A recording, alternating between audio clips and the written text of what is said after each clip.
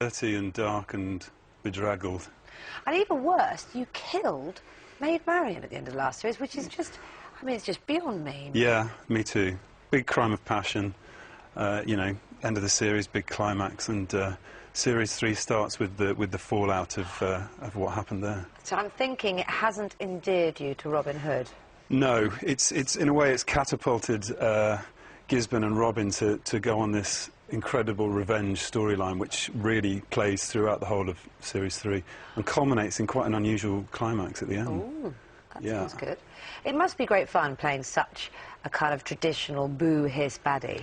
Yeah, I mean, I really tried hard to steer him away from expectations of you know, the cardboard cutout baddie, and I wanted to bring that human element to him in series 2, and that is what has disappeared in series 3, and he is all, you know, all out, you know, rotten from the inside out. So. Good grief. Do you take that home with you? Were you lovely? Do you sort of take off the costume and go, hello everyone, here's a puppy dog? Well, that hair kind of had to stay for 6 months, so I did walk around with a frown on my face for 6 months. It was so hot and annoying, so... but no, I kind of shake it off when it's all over. Good stuff. Should we have a little look at you in action? Because it's a big action series, this one, isn't it? Lots of us. Have a look. Let her go. I'll drop the weapons. You first. Whoa, whoa, all right!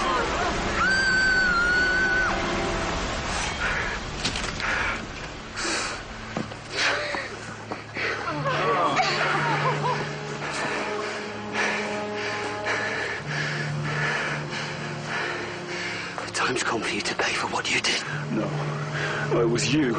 You forced me to do it. You murdered her. She didn't love you. You couldn't have her. She should have been mine! She was my wife! Good children's fare, this. Hey, when in doubt, lots of heavy breathing. And hold a child over a large cliff face. She was so sweet. She was a little Hungarian girl who just couldn't stop smiling. It was really hard to get her to look kind of scared. Really? Yeah. Even with that hair? Even with the hair, yeah.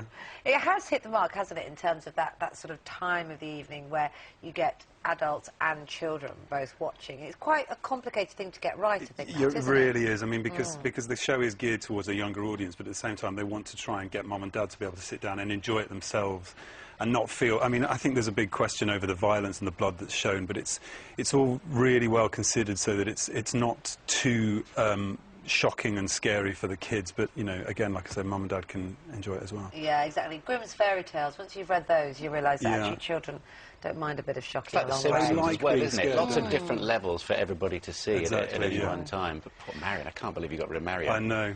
You're shooting Spooks at the moment? Yeah, we started on Monday.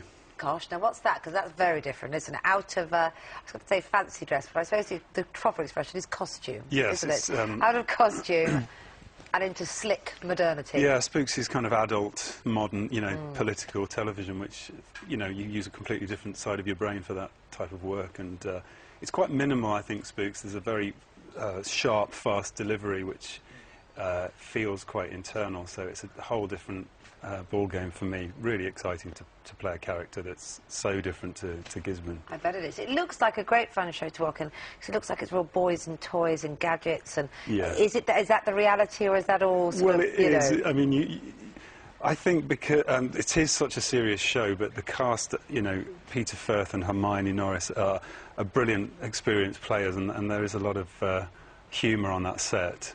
But with regards to the boys' toys, you read in a script the seemingly impossible. We've got gadgets in our first episode, which I've never seen before, but maybe they will evolve one day, I don't know. OK, excellent. Well, you'd think that there was a big spread between Spooks and Robin Hood, but I was reading that not only do you want to be an actor from 14, very young, you then, when you left school, you've got to tell me the story behind this, went to join a physical theatre group working in Budapest. You threw hula hoops to a skateboarding Russian, had ladders for a juggling act, and had to sleep next to the elephants. Yeah, that's all true. Is it? Yes, it's all true. It's not one of those strange things that crops up on the internet, then? No, anything for an equity job. Anything, exactly. And they were the days when you needed that card, and yes, that's what I did.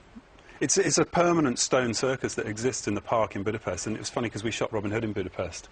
So I went back to the circus, and it's more or less exactly the same show Really? that I was in, and I could pretty much work out which one I was.